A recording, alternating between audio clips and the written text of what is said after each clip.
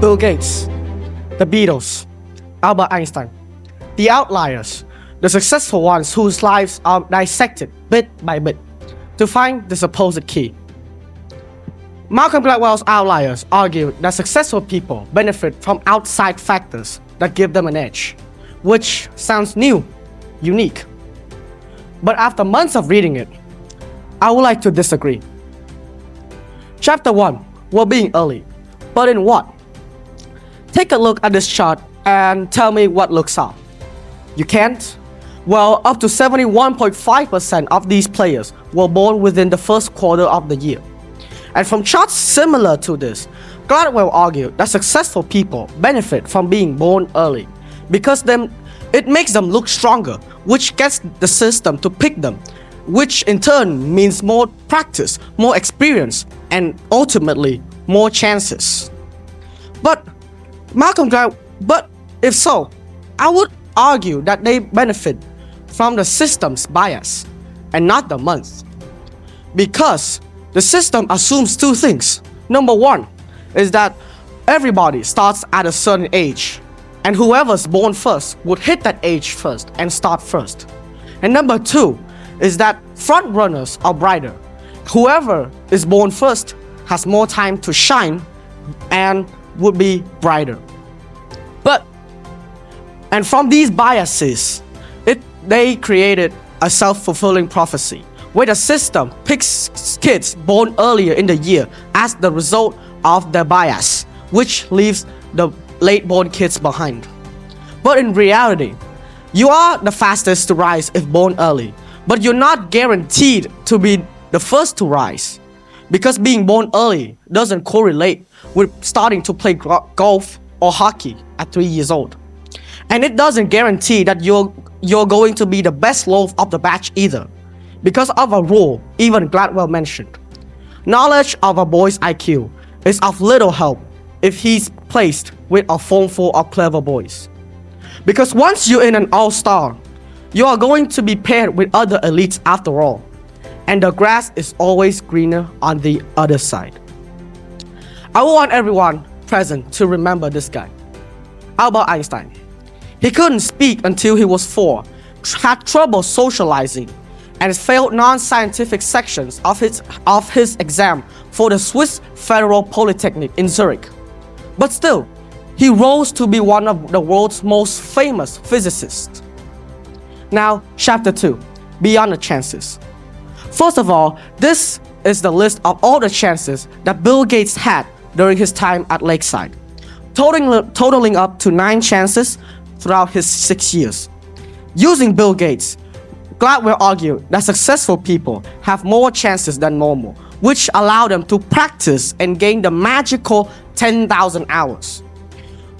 And again, he assumes that more chances equals more practice because the chances are taken 100%.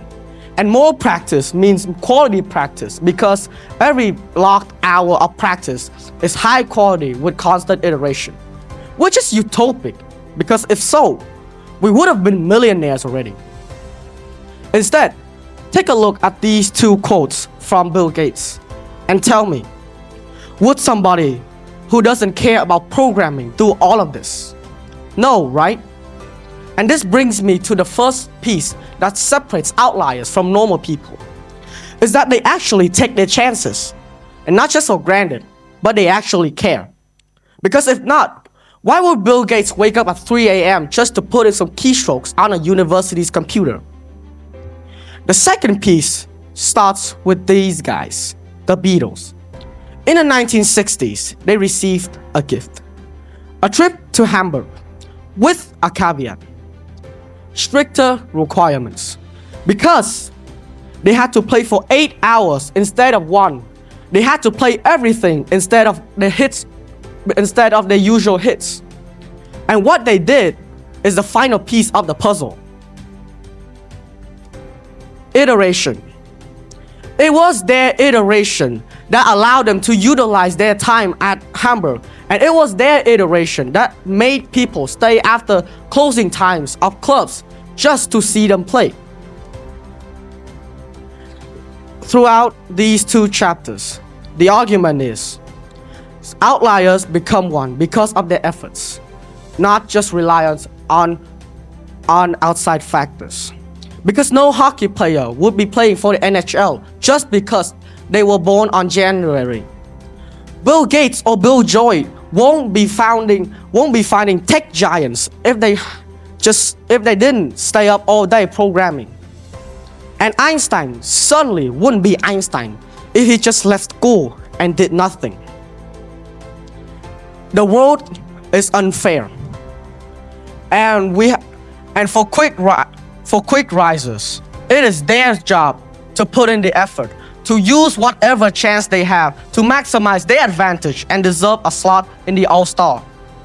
For the late risers, it is their job to put in the effort, to also scavenge what little chances they have, to find jobs, to gain experience, to find scholarships, whatever. But it is their job to put in the effort, to create their own chances when the world doesn't give them these chances that allow them to bridge the gap. With that, now, why do we have to care? Because we spend time dissecting their lives just to argue for something that excuses our laziness while we ignore the obvious answer. But why do we even do that? Because we are now sitting comfortably yet nihilistically on our couches. We are waiting for our chances that either has been lost or doesn't exist, excusing us, timing our moves. That is why it matters. And finally, I want to leave you guys with this question. If you want to be an outlier and you still believe that they benefited from outside factors, would you actually put in the effort if now I give you everything that they benefited from? My name is Steve, and I appreciate your attention. Thank you.